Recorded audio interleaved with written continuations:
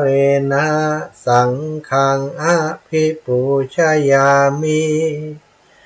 อะระหังสัมมาสัมพุทโธภควาพุทธังภควันตังอภิวาเทมิกราบสวากขาโตภควตาธัมโมธัมมังนะมัสสามิกราบสุปฏิปันโนภควโตสาวกสังโฆสังฆังนะมามิกราบนะโมตัสสะภะคะวะโตอะระหะโตสัมมาสัมพุทธัสสะนะโมตัสสะภะคะวะโตอะระหะโตสัมมาสัมพุทธัสสะนะโมตัสสะภะคะวะโตอะระหะโตสัมมาสัมพุทธัสสะพุทธังสรณังคัจฉามิธัมมังสรณังคัจฉามิสังฆังสรณังคัจฉามิตุติยัมปิพุทธังสรณังคัจฉามิตุติยัมปิธัมมังสรณังคัจฉามิตุติยัมปิสังฆังสรณังคัจฉามิตติยัมปิพุทธังสรณังคัจฉามิตติยัมปิธัมมังสรณังคัจฉามิตติยัมปิสังฆังสรณังคัจฉามิอิติปิโสภะคะวะอะระหังสัมมาสัมพุทโธวิชชาจารณะสัมปันโนสุขโตโลกวิทูอนุตตโรปุริสธรรมะสารติสัทธาเทวมนุษสานังพุทโธภควาติสวากขาโตภควตาธัมโมสันทิฏฐิโกอะกาลิโกเอหิปัสสิโกโอปานาญิโกปัจจัตตังเวทิตาโพวินยูหิติสุปฏิปันโนภควโตสาวกสังโฆอุชุปฏิปันโนภควโตสาวกสังโฆยายาปฏิปันโนภควโตสาวกสังโฆสามิจิปฏิปันโนภควโตสาวกสังโฆยะทิทังจัตตาริปุริสายุคานิอัฏฐปุริสาปุคลาเอสะภควโตสาวกสังโฆอะหุนายโยปะหุนายโยทักขินายโยอัญชาริกรณิโยอนุตตรังปุญญเขตังโลกัสสาติศรัทธาทั้งหลายกราบพระพร้อมกันอีกครั้งหนึ่งเนกราบหนึ่งพุทธังวรันตังสิรสานะมามิกราบสองธัมมังวรันตังสิรสานะมามิกราบสามสังฆังวรันตังสิรสานะมามิไหว้พระสวดมนต์ทำวัดโดยกันเรียบร้อยต่อไปก็จะได้สนทนาอุจากันในสิ่งที่ปาระมีศีลปาระมีภาวนาปาระมีติหมู่เฮาตั้งหลายสมกันเนาะศรัทธาอีปออีแม่ตั้งหลายในฐานะที่เฮาเป็นชาวพุทธพระพุทธองค์ก็ทรงสั่งสอนให้ชาวพุทธอยู่ในหลักการของชาวพุทธศีลสมาธิปัญญาให้มีศีลรักษาศีล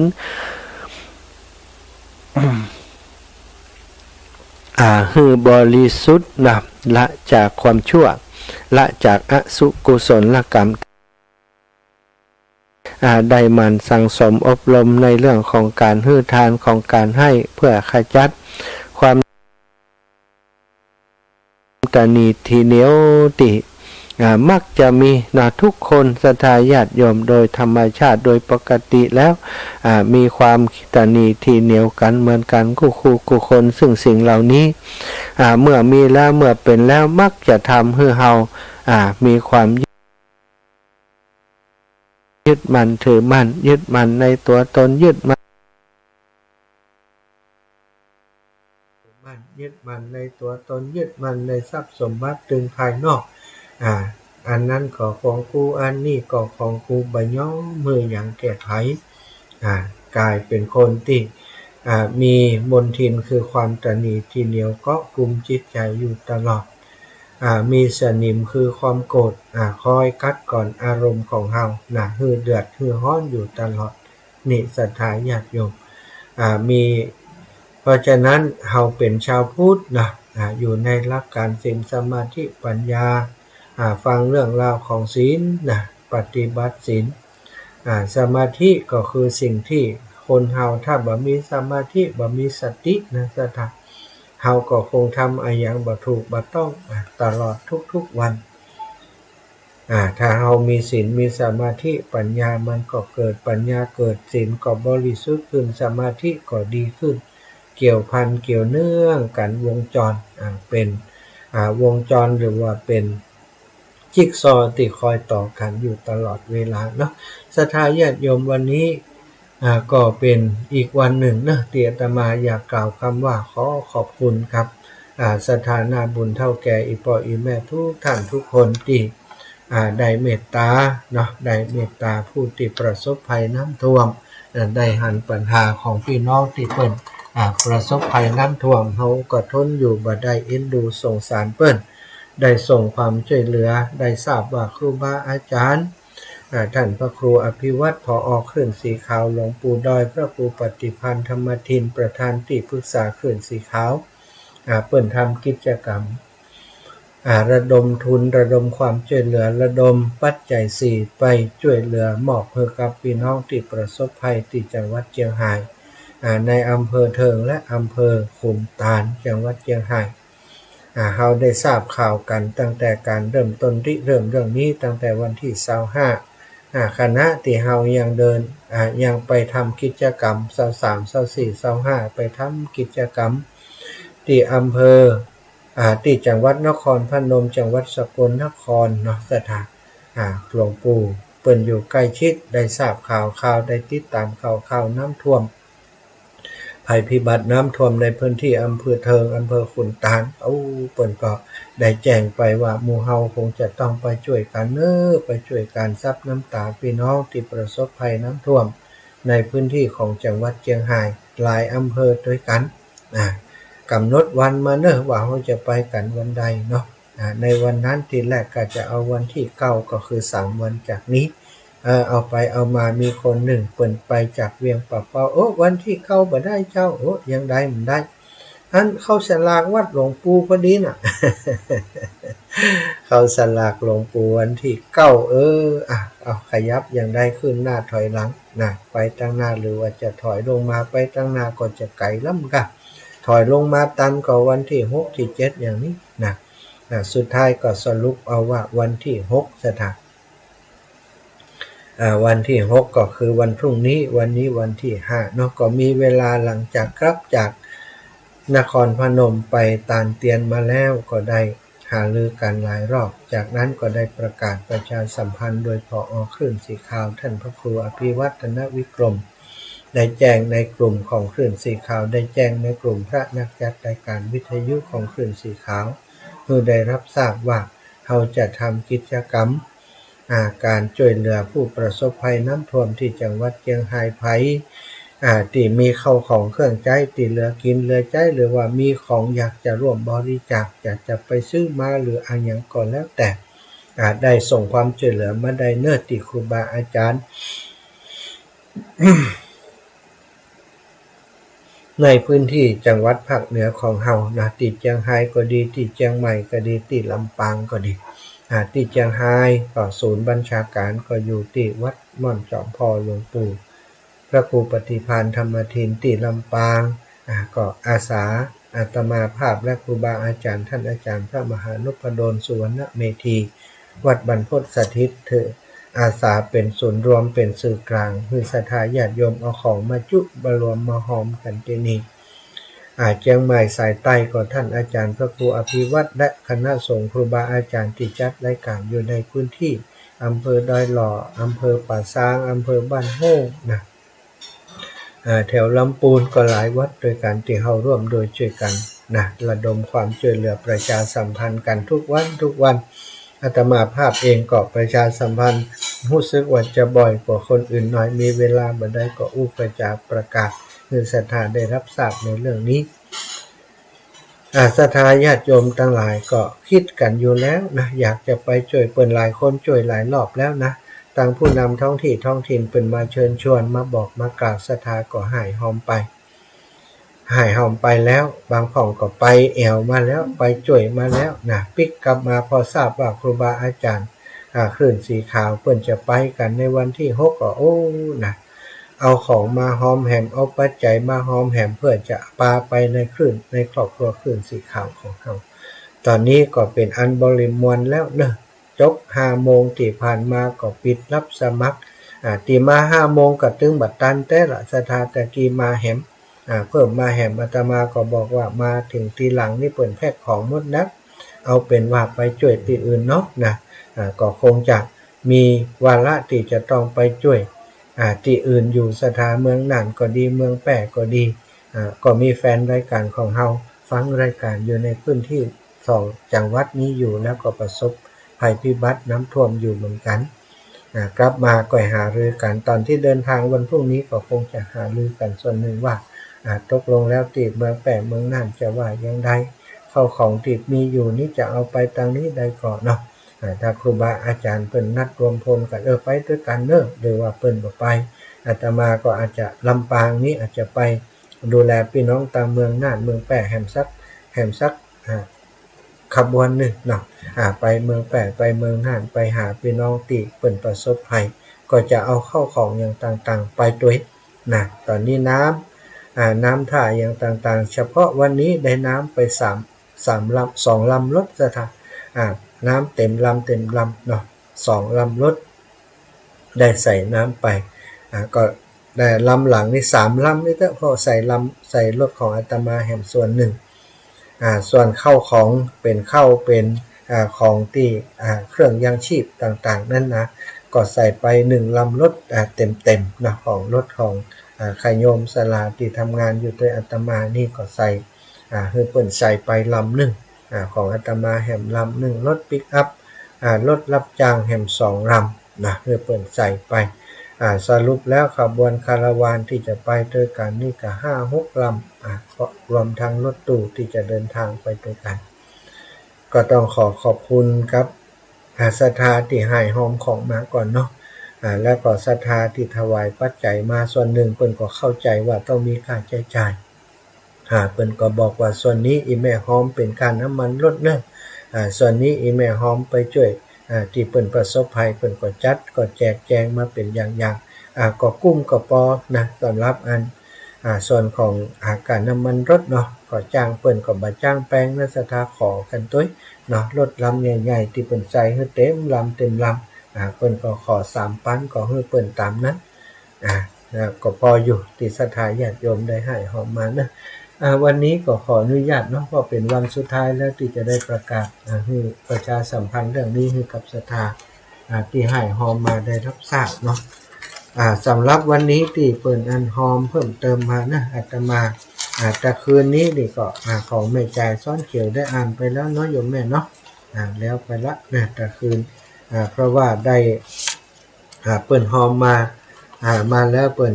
นเขียนรายชื่อมาเรียบร้อยแล้วแต่ว่าลืมประกาศให้เปิ้นแต่คืนก็ได้ประกาศให้โยมแม่จ่ายซ้อนเขียวไปละพี่น้องนาดูนาดงนะพี่น้องนาดงเนาะแม่ทีมของพี่น้องนาดงที่ถวายเป็นผ้าป่ามานั้นได้อยู่1,940 บาทนะ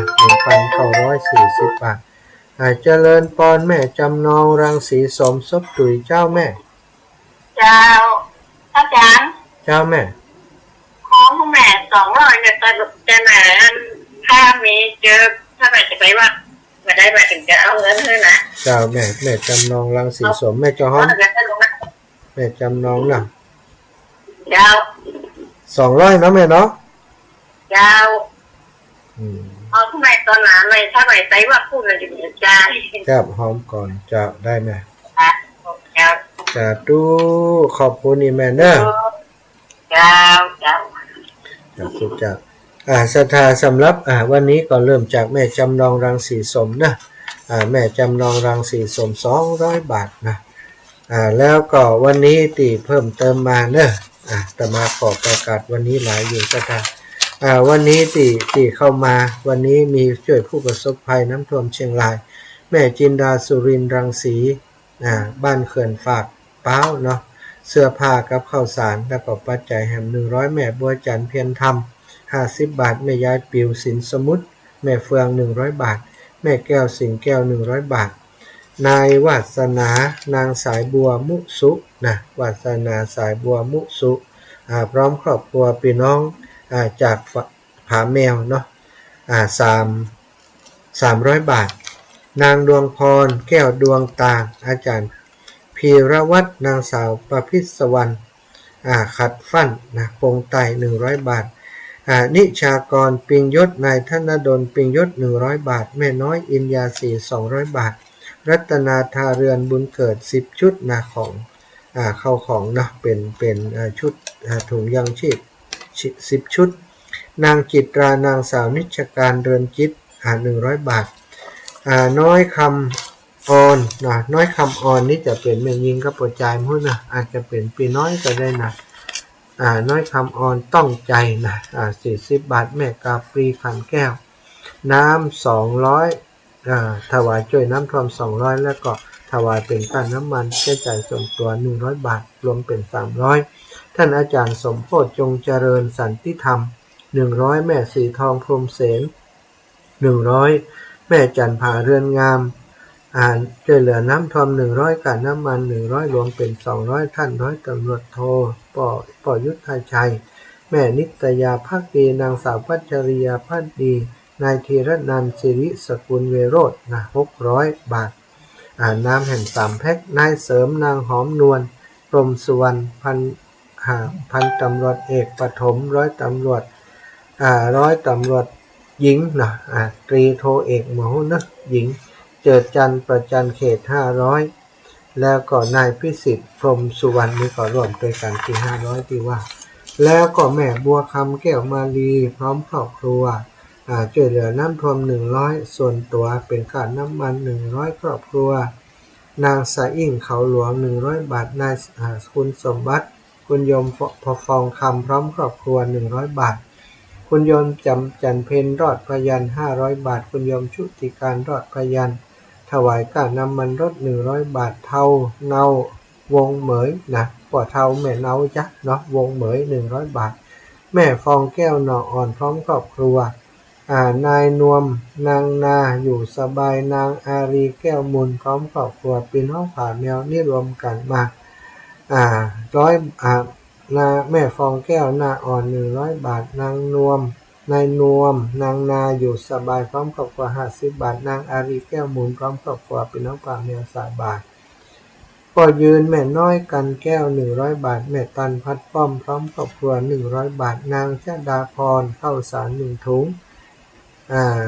ข้าวสารนางนะแม่ตันพัดป้อมพร้อมครอบครัวปัจจัย100 บาทแล้วก็ข้าวสาร1 ถุงนางชดาพรเบี้ยขันนะถวายปัจจัย100 บาทนางรักนงรักโยมน้องนงรักใจชนะยายลอมกันอุบยายจันเปี้ยขันรวมกันมา100 บาทแม่หลวงจันจักคำเนาะ50 บาทนางดวงจันทร์เดียงนาคนะถกหัวช้าง500 บาทอันนี้นำเจ้าปู่อาตมาบันแน่ใจนะถ้าฟังอยู่ถ้าพิษอย่างไรขอสุมาอภัยอีแม่กินเพิ่นเขียนมาหันเป็นดอเด็กก็ว่ามอม้าเมียงก็เดียงก็อย่างมั่วนะ นางทองอ่อนถกหัวช้าง100 บาทแม่บัวไข่วงหันถกหัวช้าง100 บาท โยมน้องวินัสนีแก้วเดียวน้องติ๊กนะ100 บาทนี่ก็เจอขนของไปเอาน้ำไปเอาข้าวน้ำโภชนาอาหารหลายอย่างลุงกำปลาแก้ว100 บาทแม่เหมยแก้วขาว40 บาทนายบุญนางสมเพียรคำลือปลูก100 บาทพี่น้องหนองวัดเท่าแล้วก็นางบุปผาชัยโลกาปลูกคำ100 บาทก็พระอาจารย์ทองดีขันทะโสนะสมปานเจ้าอาวาสวัดกวยหลวง300 บาทพร้อมกับเข้าของแหมหลายอย่างนะป่อขาวแม่โยมกล่องมีกระเบื้อง1 กล่องอันนี้พิเศษนะเพิ่นถวายกระเบื้องเพราะว่าจะตานเปตพีเดือน12 เพ็งนี้นะสถาเปตพีตานกระเบื้อง1 กล่อง200 บาทแม่อำพรเทพพรหมวงศ์กวยหลวงถวายค่าน้ำมันมา200 บาทข้าวสาร3 แพ็ค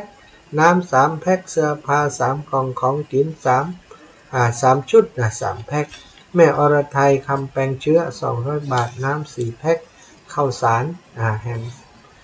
แม่เครือวันชัยวังเย็นกระเบื้อง200อันนี้ถวายกระเบื้องนี่บ่เกี่ยวกับน้ำท่วมแต่ว่าจดด้วยกันนี้แม่สมใจปีบ้านใหม่น้ำมัน100แม่กินนะแม่จันตาตะตุยนะถวายน้ำมาตุยแล้วก็ปัจจัยแฮม100 บาทแม่บุญบานเพชรทา200 บาทแม่โทนหอมแก่นจันทร์100 บาทแม่บัวชรอินนันชัย100 บาทแม่ศรีอินนันชัย100 บาทงานนี้ศรัทธาญาติโยมที่เพิ่มเติมมาเนาะวันนี้นะส่วนอันนี้แถมชุดหนึ่งแม่บัวพัดอินอุ่นผูกนะแม่บุญชื่นสกวงศ์แม่บุญยืนจันทร์สุริยะนะแม่ใหม่ทะปะละแม่มาจินาแม่บัวพัดใจวังเย็น2 ผืนแม่เรือนคำอินนันชัยแม่ไข่อินนันชัยแม่เพชรอินนันชัยแม่ป้อสียอดแม่ขามอินนันชัยอันนี้เป็นน้ำเป็นท่าเป็นอย่างไรอย่างเปิ้นเอาถวายพระเจ้านะโดยครูอ้วนนะครูอ้วนเป็นเขียนนะ081ก็ต้องขอบคุณนะศรัทธาญาติโยมทั้งหลายรายการอื่นๆก็คงจะไปว่าในวันอื่นๆวันนี้ก็ว่าเรื่องน้ำท่วมคือเรียบร้อยไปเสียก่อนนะศรัทธาญาติโยมท่านใดที่ฟังรายการอยู่ชื่ออีแม่ตกหล่นไปท่านอาจารย์ฟังมาหลายวันบ่ได้ยินก็โทรมาแจ้งก็ได้นะอาตมาจะเพิ่มเติมแล้วก็ไปเช็คดูว่ามันตกหล่นได้อย่างไรหรือว่าอยู่ในเฟซในไลน์แล้วบ่เข้าไปอ่านดูคำเตือนนะตะกี้นี่หันมีที่เปิ้นโอนมาในส่งมาเนาะทางโทรศัพท์ทางเฟซทางไลน์อยู่ก็ยังบ่ได้เข้าไปอ่านคำเตือนเจริญพรโยมแม่ชวนเจ้าแม่มันนั่นไม่ลืมเจ้าแม่ลืมของหลานแม่ที่เลี้ยงน้ำท่วมเนาะเมื่อพระอาจารย์ออกก่อนเนาะแล้วก็แม่ชื่อแม่ถนอมโอนไปคือแล้วแม่เนาะนางอย่างนายอย่างแม่นายณัฐพงศ์หรือว่านงชัยมุนคำณัฐพงศ์นงเนาะนายณัฐพงศ์เจ้าเนี่ยนงชัยวงศ์คำเนาะชายมูลคำเจ้าชายมูลคำนสนัทมูลชายมูลคำเจ้านสนัทมูลชายมูลคำแม่บ้านปงไต้ล่ะเจ้าแต่ตูคนละ100หรือว่า2 คน100 2 คน 100เจ้าสาธุขอบคุณอีแม่เด้อเจ้าแล้วก็ใครแม่เทือนเมื่อแม่ถนอมโอนไปให้นะเจ้าได้เจ้าสาธุนี่แม่เด้อสาธุเจ้าขอบคุณสะพานบุญนะแม่ชวนชมพูแก้วโทรมาแทนลูกแทนหลานเนอะหอมแทนลูกแทนหลานไปอันนี้ก็ห่วงลูกห่วงหลานเพื่อจะให้ลูกให้หลานได้ร่วมบุญร่วมกุศลกันด้วยคุณหมอรพสตบ้านน้องเนอะพระอาจารย์นะ999กว่านี้นางวิลันยุทาวงปัญญาสัตตุเนอะคุณหมอเดี๋ยวจดชื่อคนก่อนเจริญพรอีแม่เต้าหายแซบหายซอยไปเมินนะแกนี่ไม่เจอพระอาจารย์ลืมกันเดียวกัน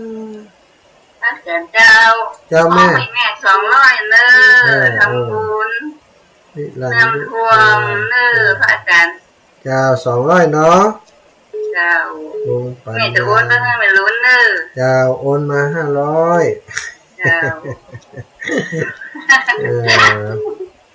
เออ 200จะให้500เลยกำไห้300เลย กำไห้น้อยนึงจะได้มีกำลังใจขอบคุณโยมแม่นะ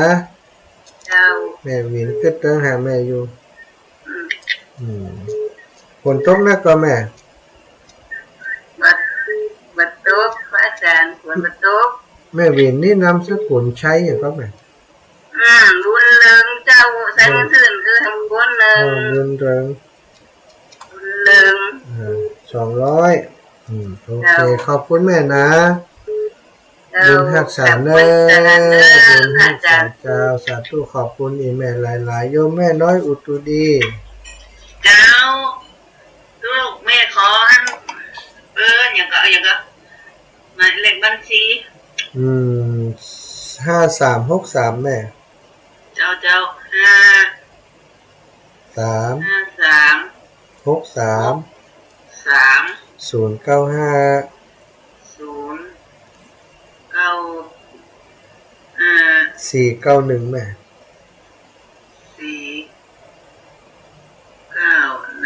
จ้า โอเคย่าแม่ทุกเจ้าแม่จะว่าจะโอนไปร้อนร้านว่าแม่ยายอันเลขบัญชีปนเนาะแต่ว่า ลืม แม่ไม่ถาม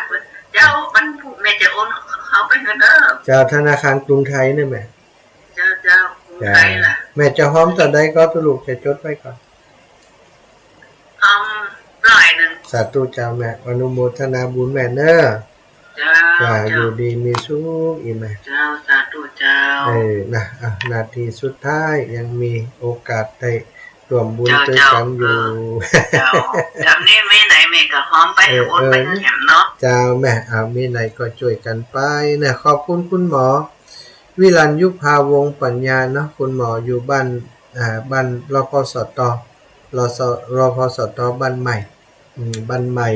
ม่ดอนไฟรวมบุญมา999 บาทโยมน้องนงรักเป็นสะพานบุญฮื้อแจ้งมาเมื่อสักครู่ตะกี้นี้นะโยมปีเบญจาเนาะได้โอนปัจจัยมา400 บาทซึ่งก็มี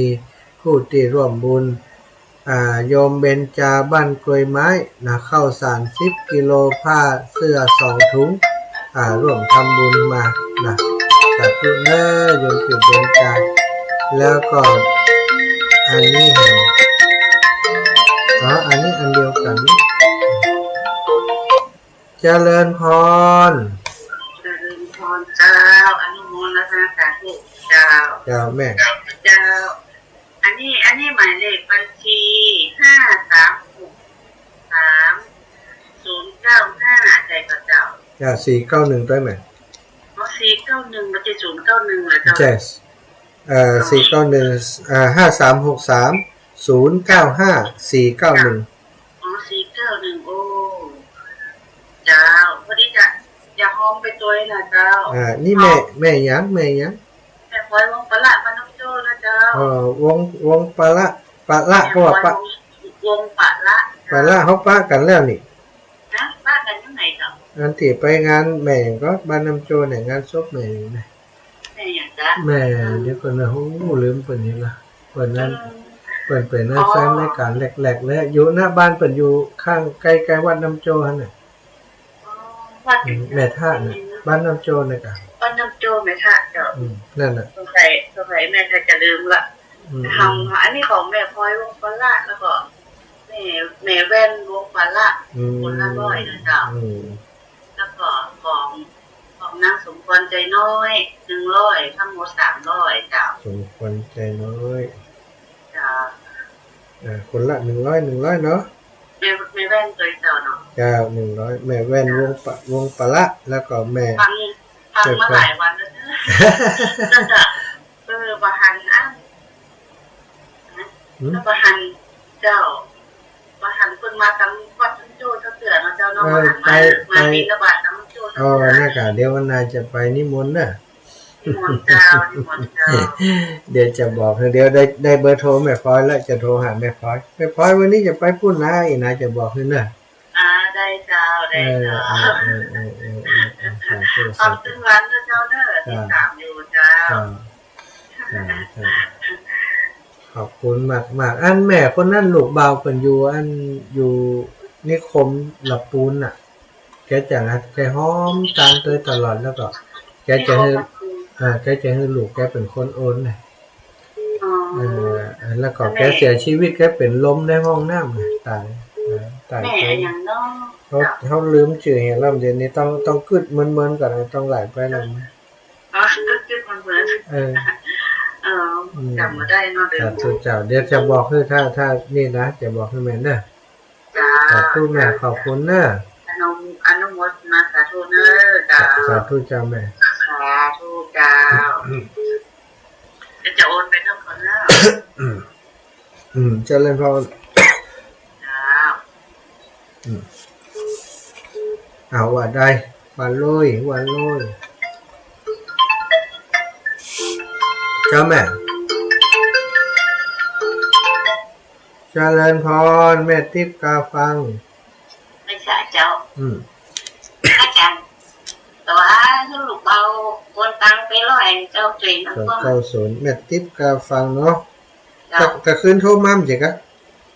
ไม่โทรหรอกใครให้โทรหากาฟังก่อนนะเดือนค่ะแม่เดือนดู291แม่เดือนกาฟังจ้ะแม่เดือนพร้อมตัวใดโทรแม่เดือนโทรมาจิมเป็นยังกะแทกจะร้อยก็แม่จันฟ้องน่ะเพิ่นตะคืนเพิ่นบอกเฮาบันทึกไว้ล่ะแต่ว่าบันทึกไว้ในอันนี้ก็ในอันที่บันทึกนั้นได้เปิดฟังก็จะเดี๋ยวเปิดฟังก็ได้อยู่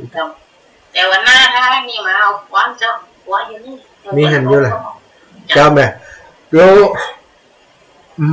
กลับมาถ้าจะเดินอู้กับครูบาอาจารย์ก็ถ้าเพิ่นจะไปตัวเฮาก็จะบอกในนามคณะครูบาอาจารย์แต่ถ้าเพิ่นไปเฮาก็จะบอกเฉพาะลำปางแล้วจะไปช่วยงานอยู่นะเจ้าแม่สาธุนะแม่เด้อเจ้าสาธุเจ้าสาธุอ้าวโยมแม่บัวเย็นเจ้าอาจารย์เจ้าเพิ่มมาเจ้าแม่คำนี้วงแสนคำ100 บาทแม่คำมีวงแสนคำ100 บาทเจ้าเราก็เป็นน้ำนะคราวนี้แม่มาไล่ปินท่าสายกัน100 บาทแม่มาไล่ปินท่าสาย100 บาทสาธุเจ้าแม่วันจันทร์พกแก้วนี่เป็นข้าวสาร10 ลิตรเจ้าสาธุแผ่นตันเลยเจ้าแล้วก็แม่เย็นธรรมะอุดมน้ำ2 แฟกเจ้าใส่คำน้อยคำอินบุตรน้ำ2 แฟกใส่รถได้ก่อนไหนแม่แม่จะใส่จะมดอะไรอยู่นี่เป็นหมอนเป็นผ้าห่มเป็นเสื้อเป็นกระแพงกระมดดูว่าใช่โอเคเนาะเจ้าผูกเจอกันที่แม่จำปลารถแม่จำไปดีไปตรงไปเลยกะว่าเจอละห้องโทรอูกันเนาะไปปุ่นอันปั๊มน้ำมันติ่งเงาแบบแม่จะเข้าห้องน้ำห้องถ่ายเจ้าแม่ขอบคุณนะแม่เนอะเจ้าสาธุเจ้าไล่กันไปแม่วันแม่วันรุดไปเสร็จแล้วแม่วันสันคร่ำแพงเนาะต้องขอบคุณกับสถาติมาจ่วยอันเก็บของวันนี้นะมาขอบคุณนะพี่น้องจากนากวางนาฟานนะแม่แก้วน้นเต็มนะก่อนเอกแม่เสียเขาแล้วก็หลายคนเนาะแม่เห็นจากนาฟานนากวางเจริญพรแม่ขจรถามแม่ได้เด็กมาที่ทันแล้วตะกี้นี้ดีจังเพราะแม่น้อยเดี๋ยวแม่หลานคนได้เลยแม่ขจรธนาคารไหนก่อนกรุงไทยแม่กรุงไทยไหนแล้วแม่น้อยขนาดแม่จะให้ได้พร้อมกันคนเล็กคนน้อยไปเองเนาะนี่แม่จริงหลานก็ถูกแม่จริงหลานโอ้ด้วยสาธุแม่เจ้าขจรเป็นใจล่าโนโมทนาพี่น้องบ้านห้วยเรียนเจริญพรแม่พิมพ์หนูใจจำเบอร์โทรได้อยู่กันนี่จำได้กันเป็นครั้งที่ตรงวันจอเจี๋ยใช่ไหมเจี๋ยถ้าฟังแต่โทรภาพของก้าแล้วนี่ก็รู้ก็ฟังของ ทันแล้วทันแล้วว่าไปดาวไผ่ฮั่นดาวคนเข้าเลยกับคนลึกเดี๋ยวเอาเข้าดีแค่เอาเรียบไปเงื่อนลงล่างเดิมคือลงหลักแหละเข้าซีเนาะ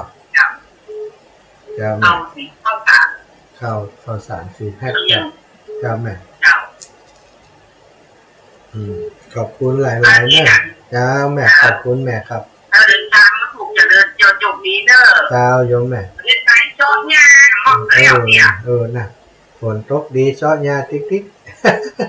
ตั้งแต่พวกแบบนี้ลงไป2-3 วันหรอกสาธุเนี่ยครับสายพี่น้องเชียงใหม่ก่อนแม่อ้วนสันกำแพงเจริญพรแม่ทำบุญหมด100นะเจ้าพ่อนะแม่อ้วนนะแม่อ้วนนี่นามสกุลอย่างไม่เกิดชื่อแม่อ้วนนี่ไม่ว่าทัดเกิดอย่างชาเกิดสันกำแพงจะโอนไปที่ไหนได้แม่100เนาะเจ้าสัตว์น้ำท่วมนะเจ้าแม่ทำน้ำท่วมเจ้าขอบคุณนี่แม่นะนุโมทนาบุญแม่อยู่ดีมีสุขเนอะสาธุโยมแม่วันทำฟังรายการทุกวันโทรมาเป็นกำลังใจตลอดเหมือนกันเจริญพรโยมน้องเจ้าพี่เพิ่มเติมว่าใครเอ่ยพ่อประเสริฐพ่อประเสริฐพ่อประเสริฐแม่สมนึกน้องสอพิรดีแม่สมนึกพิรดีจำปาเจ้านักสกุลเจ้าเท่าไรจ๊ะ100 บาทน้ำท่วมเจ้า100 บาทน้ำท่วมจะสาธุแม่นายสมศักดิ์นางจันทรอยสมศักดิ์จันทรอยมูลเมืองเท่าไรคะ100 บาทเจ้าแล้วก็น้ำอยู่มีน้ำแบบอยู่เจ้าน้ำไผ่เอ่ยเอามาน้องหน่อยที่แพ็คเจ้าบ้านก่อนใจดีใจงามน้องหน่อยบ้านก่อนแล้วก็แม่คำ6 แพ็คเจ้าแม่คำ6 แพ็คบ้านก่อนเจ้าแม่คำ6 แพ็คเจ้าแล้วก็ร่างข้าวสารบ้านก่อนจะ6 แพ็คเจ้าบ้านก่อนแพ็คต้องใส่ไหวก่อนเนี่ยเดี๋ยวน้องร้องพอกันทุกทีแล้วก็มีเสื้อผ้า2 ถุงใหญ่ๆเสื้อผ้าถ้าจะได้บ้านก่อนเสื้อผ้า2 ถุงในไรถ้าน้องเอาไปได้น้องอยากไปแล้วเนาะจะเอามาลงไว้นี่ก่อนพ่อเดี๋ยวเขาจะไปนานก่อนใช้ชุดนี้ก็ได้เพราะว่ามือนั้นมันแพ็คหมดแล้วเนาะเจ้าสาธุเจ้าบรรพุภาการนี่ละสาธุวันพุธก็ออกเดินทางเจ้าน้อยเนื้อศรัทธาอาตมาพอระยะทางข่าวตังที่จะเดินแล้วไก่อันละนะเดินทางไปประมาณ4 ชั่วโมง4 ชั่วโมงที่จะถึงจุดนัดหมายจุดแรกอยู่นะ3-4 ชั่วโมง3 ชั่วโมงปลาย4 ชั่วโมงไว้นะ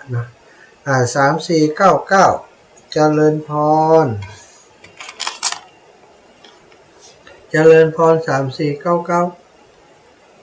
3499โทรศัพท์ดีจ้ะ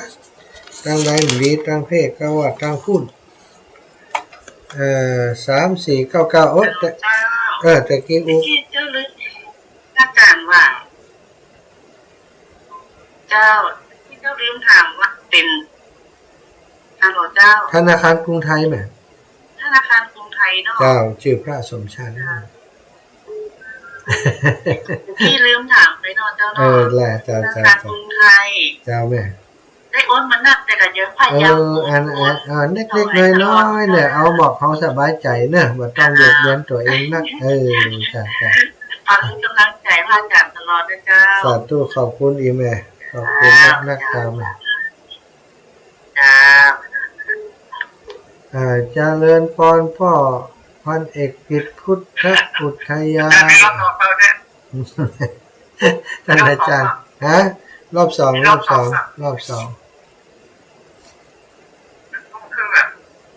ไม่ใช่วันนี้ทุ่มมันมัวเตรียมการอยู่ทุ่มเมื่อกี้ออกทุ่มยอดเลยอาจารย์ครับพ่อยอดอาจารย์เนี่ยไม่ได้ชมนะมาอยู่ในกะลานะอยู่นอกกะลานะ ขอบคุณมากเลยขอบคุณมากครับผมถวายความเคารพท่านอาจารย์จากพุทธอุทยานเชียงใหม่ท่านอาจารย์กฤษนะศรัทธาญาติโยมนะขอบคุณอันตะกี้ถึงบ้านนากวางนาฟานเนาะบ้านนากวางนาฟานวันก่อนก็ไปบิณฑบาตที่นากวางนาพรผ่านท่านผู้ใหญ่กัลยายอดแบนเพิ่นเอาปลาศรัทธาญาติโยมเอาเข้าของมาใส่บาตรนะได้ของเป็นล้ำรถนะศรัทธาจากบ้านนากวางแล้วก็พี่น้องนาบงนี่เอามาส่งเองปอสมนึกเขาเนาะปอสมนึกปึกมณีปอสีแม่เหมยปึกมณีมันจะสมนึกเนาะปอกับญาติธรรมพี่น้องบ้านนาบงเอามาส่งถึงที่เมย่าสีวันอุดมก็อยู่บ้านดอนไฟก็ส่งความช่วยเหลือมาถวายปัจจัยมาเป็นการนำรถเป็นการใช้จ่ายตัวเป็นการช่วยเหลือน้ำท่วมตัวนากวางนี่วันนี้ก็มาแม่แก้วนุ่นเต็มปอกกับพี่สังทองแม่เอ้ยนะมาช่วยอาตมาแล้วก็มีพี่น้องจากบ้านนาฟานแม่เสียวงชุมพันธ์ก็หลายคนนะมาช่วยกันวันนี้ก็ต้องขอบคุณพี่น้องต่างอันบ้านใหม่ด้วยเนาะบ้านใหม่น้องนงรักน้องนงรักกับคณะเปิ่นนะแหมคนนี่จื่ออย่างก็นงรักกับไปก็โยมน้องนงรักกับอัน คนนั้นยังจำชื่อบัสนิบัได้บัเก่งแต่บ่แม่นแต่ ใหม่อยู่นะเดี๋ยววันหน้าจะจำแม่นโยมน้องนงรักกับคณะจากบ้านใหม่มา 3-4 คนนะกลับมาเอารถมาตวยมาต่างน้ำต่างอย่างแล้วของที่บ้านก็มีอยู่แต่กี้ก็แจ้งมาว่ามีคุณหมอหายหอมมาเนาะขอบคุณน้องนงรักตังโทกหัวจ้างนี่มาป้าแก้วแปะบัวคาแปะบัวไข่โยมน้องติ๊กนะวินัสนีก็เอารถมาช่วยใส่น้ำช่วยแพ็คของต่างๆกว่าจะแล้วจะเสร็จนะไปครับก็บ่ายโมงบ่ายสองแล้วจะเสร็จแม่บัวขีทับโปแม่บรรจุดนะแม่ถนอมแม่บัวลอยนะจากบันปงนะแม่บัวเร็วแม่บัวลอยมาเจอกันแม่บัวขีแม่ถนอมนี่คือพี่น้องที่มาช่วยแพ็คของเก็บของแม่บุญเรือนแม่บุญเรืองนะจากเมืองฝั่งแต่ว่ามาอยู่ลำปางแล้วโยมไหมโยมลุงแสงโยมไหมนี่พี่น้องไตก็มาช่วยสถานโยมน้องสุขโยธินนะบ้านบุญเกิดนะแล้วก็พี่น้องตังสันติภาพนะปันสันติภาพนี่แม่ยายหอมเขาแม่นกแม่ยายหอมเขาก็มาช่วยกันทำกับข้าวกับปลาแม่ยายคำอยู่ที่พระบาทนะแม่เลี้ยงใหญ่ ก็มาช่วยช่วยลูกช่วยหลานจนแล้วจนเสร็จสถานถ้ามีศรัทธาญาติโยมมาช่วยกันเก็บมาช่วยกันเคลียร์ก็คงจะยากกว่าจะแล้วศรัทธาเพราะของมันเยอะนะเปิ่นก็คัดออกบางเตื้อเสื้อผ้าที่เปิ่นเอาใส่ถุงมาบางอันมันดีใจคัดออกไปต้องการเอาของดีๆไปส่งให้เปิ่นส่วนของที่เปิ่นเอามาบ่ใจว่าเจตนาเปิ่นบ่ดีนะบางเตื้อคนเฒ่าคนแก่เก็บใส่มาพอเปิ่นบ่ได้คัดบ่ได้แยกเขาก็มาคัดมาแยกมาดูให้กำส่วนอันที่มันผ่านก็เดี๋ยวก็จะเอามาซักมาสีให้เรียบร้อยก่อนที่จะแพ็คจะใส่อีกครั้งหนึ่งก็จะไปช่วยผู้ประสบภัยที่อื่นต่อไปเนาะขอบคุณนักๆเลยคนที่มาช่วยวันนี้ก็ดีคนที่ส่งกำลังใจถวายปัจจัยจากพันจากจองมาช่วยก็ดีทุกท่านทุกคนรวมโดยช่วยกันมาด้วยตลอดเนาะก็บอกว่าจะขอบคุณเป็นภาษาอะไรอย่างนะ ขอบคุณเป็นภาษาไทยเนี่ยนะขอบคุณแปลว่ามันอย่างไรมันบอกว่าจะเอ่ยคำไหนนอกจากความขอบคุณที่ศรัทธาญาติโยมมีต่อครูบาอาจารย์และต่อขื่นสีขาวของเฮานะเป็นทำกิจกรรมยังก็ช่วยกันอย่างนี้ตลอดเจริญพรอยู่แม่ว่าพระอาจารย์แม่เพิ่นจะล้อมหนึ่งเลยน้ำท่วมนี่เด้อช่วยน้ำท่วมเจ้าแม่พัดใช้มันซื่นเด้อพระอาจารย์ก็8แม่พัดใช้มันซื่น100โทรมาหาแม่ล่ะ เจ้าตะกี้ว่าแม่คือว่าลูกนอกมาหน่อยพระอาจารย์ปัดโทษปันหนึ่งไปจะมาห่อเป็นแบบห้อมหนึ่งเลยเป็นแบบเอี้ยบอกเป็นเด้อลูกบอกปันหนึ่งดีแล้วดีแล้วมันนี่ไม่พัดก็นั่นแหละดีจะไปวันผุ่มเจ้าไปปุ่นเป็นวันพื้นกันเด้อลูกปุ่นมาก่อนขอบคุณนะแม่เจ้าสาธุเจ้าพระอาจารย์สาธุโยมแม่เจริญพรพี่น้องละปูนแม่เพนฟังอยู่กะเจ้านภัสการเจ้าแม่เป็นที่โมงเก่าพอจะตะกี้เนี่ยเซ็ตก็แบบเซ็ตดีกันหล่นเข้ามาจัดรายการเอาของขึ้นรถพี่กับแม่อนอมนี่นอนกันแต่ต่อบัดนี้นอนนี่แม่มาจ่วยแล้วก็กลับเพราะเปิ่นไม่ไปตัวแม่มาจ่วยเก็บของแพ็คของนะว่าไปตัวไปมาจ่วยแพ็คอยู่ดังบ้านอย่าเอาหันอยู่กะหันอยู่กะถ้าอันเอาลงเฟซให้พออยู่เนาะเจ้าเอาไว้โอกาสเป็นกำลังใจให้เจ้าเดินทางปลอดภัยนะเจ้าสาธุอินแม่ขอบคุณอินเนอร์อยู่ดีมีสุขแม่เป็นแม่เป็นนะลำพูนไปแอวด้วยกันพุ่นนะไปแอวอันโอ้ดูอันนี้ส่งมาให้พอแน่นหนาอีน้องปัดเต็มเด็กนี่ปัดทุกนึกว่าอันรถเปิ่นจะใส่น้อยกันนะโยมน้องนงรักเนาะเต็มลำเลยดอกตึงน้ำตึงไออย่างนี่เต็มแอดเนาะใส่จะนักก็ดูเหมือนกันน้ำมันรักนะสถานลำหนึ่งนี่ก่อนมาธรรมดาเนาะนี่เสื้อผ้าใส่ตำบลเห็นนะโยมน้องนงรักแล้วก็โยมแม่น้อยอุตุดีฝากทำบุญฝากทำบุญขอเลขบัญชีให้ไปแล้วเนาะแม่น้อยตะกี้บันได้อ่านนะ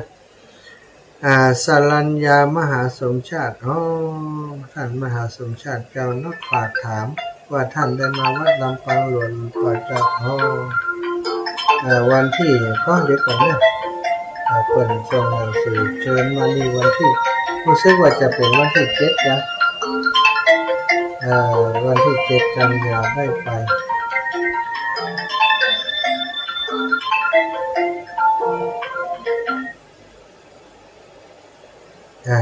แม่จันดีเท่าวันนี้แม่จันดีก็แม่จันสีก็แม่จันสีเท่าวันนี้กันเนาะแม่จันสีเท่าวันนี้แม่โทรให้ไหมดื้อแม่ยาเล็กปาวลีอินสุวรรณส่งกาแฟมาให้พอแม่เดือนกาฟังแม่เดือนโอนมาแล้วแม่เดือนกาฟังอันนี้เป็นอันนี้คุณเหมือนไรนึกว่าโอนมาลายผลขึ้นนี่แม่เดือนกาฟังแม่จันดีอังคารก็ดี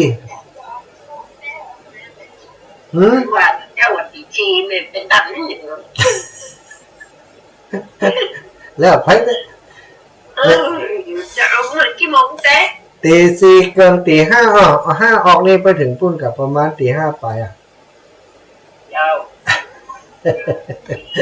ลูกขวายมันอยู่ไก่บ้านไก่รถไก่บ้านไก่ไปส่งเลยอันกับปุ่นกับอันก่อมแรงกันเลยเนาะฝากงานนี่มาเดี๋ยวผมแรงก่อยแวะไปได้อย่างแรงแวะมีของด้วยกันคำเต็มที่กัน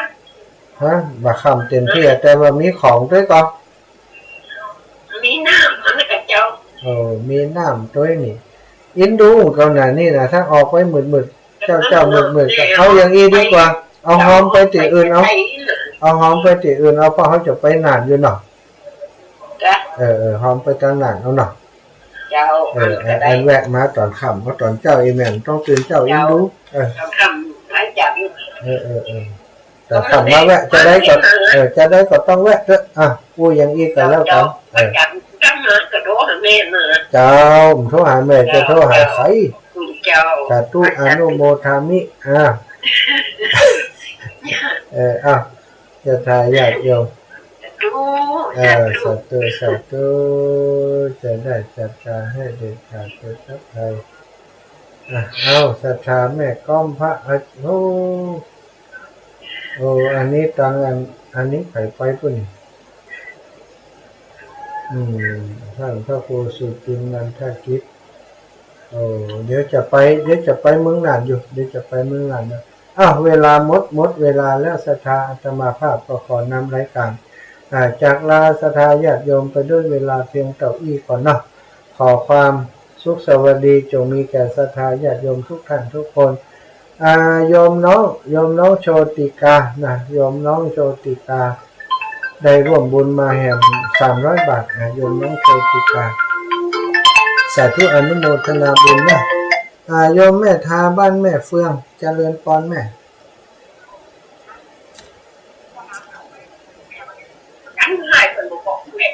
โอ้ยมันผูกเป็นไม้อยู่นะแม่อันผูกปอดจะไปใจเฮาเนี่ยแม่มันจะไปช่วยกันแม่โทรหาเพิ่นเลยเพิ่นจะไปตัวมันผูกแต่ว่าเพิ่นจะออกขั้นประมาณตี4ไปก็ฮะตี4ตี5แล้วเราเพิ่นเอาของเพิ่นพาจำแล้วเพิ่นเอาของมาให้แต่วันนี้แมวโทรศัพท์ไปนะเพิ่นเอามาแล้วหรอสองไข่นะคน5 กิโล 6 กิโลเจ้าแล้วก่อนน้ำแห่งมันนี่เพิ่นเอามานะเอาน้ำมาแห่งเช้าก่อนสาธุอนุโมทนาบุญกับอีแม่เนอะอยู่ดีมีสุขอายุมันขวัญยืนนะเจ้าจัตตารโอธรรมาวาทันติอายุวันโนสุขังพลังมุดแล้วการรายการมุดเสร็จแล้วจะทางก็เดี๋ยวก็พบปะกันในช่วงต่อไปเนอะ21 นาฬิกาถ้าคืนถ้าอย่าลืมไม่เอาครับแต่คืนหน่วยราชการอยู่ถ้าจะลืมไปเห็นนะหน่วยราชการอยู่ถ้าจะลืมไปเอาละเนาะสถานที่ฟังทาง Facebook ไลฟ์นะขอบคุณทุกท่านที่ติดตามรับฟังมาได้ดูว่าไผ่คอของในวันนี้นะเดี๋ยวก็เข้าไปดูที่หลังสาธุบุญท่าน